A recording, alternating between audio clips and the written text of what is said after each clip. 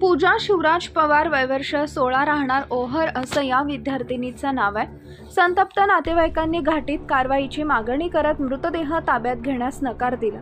त्यामुळे काही वेळ तणाव सदृश परिस्थिती निर्माण झाली होती। दरम्यान हर्सुल ठाण्यासमोर ही जमाव एकत्र आला होता। चॅनलवरती नवीन असाल तर MM मराठी न्यूजला जरूर सबस्क्राईब करा। याबाबत अधिक माहिती अशी की पूजा ही युवती 11वी विज्ञान शाखेत शिकत होती।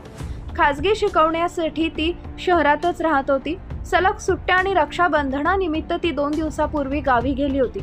दरम्यान मागील 8 महिन्यांपासून संशयित आरोपी तरुण कासिम पठाण हा तिला प्रेम कर म्हणून बळजबरी करत होता।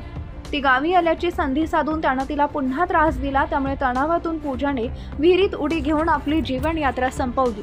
संशयित आरोपी कासिम त्रास देत असल्याचे पूजाने तिच्या कुटुंबियांना सांगितले होते। त्यांनी कासिमला समजावून सांगत पूजाला त्रास न देण्याची समज देखील दिली होती। त्याला जवळपास 3 ते 4 वेळा समजावले होते, मात्र कासिमने त्रास देणं काही थांबवलं नाही। त्यातूनच अखेर पूजाने टोकाचा निर्णय घेतला।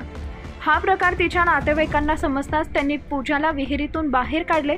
तिला घाटी रुग्णालयात दाखल केले। तिथे डॉक्टरांनी तपासून तिला मृत घोषित केले। या प्रकारामुळे तिच्या कुटुंबियांना प्रचंड धक्का बसला। त्यांनी आरोपीच्या अटकेसाठी घाटीत संताप व्यक्त करत मृतदेह ताब्यात घेण्यास नकार दिला। पोलीस निरीक्षक अतुल एरमे, उपनिरीक्षक गणेश केदार यांनी कारवाईचं आश्वासन देत नातेवाईकांची समजूत काढली। त्यानंतर मृतदेहाचे शवविच्छेदन करण्यात आले।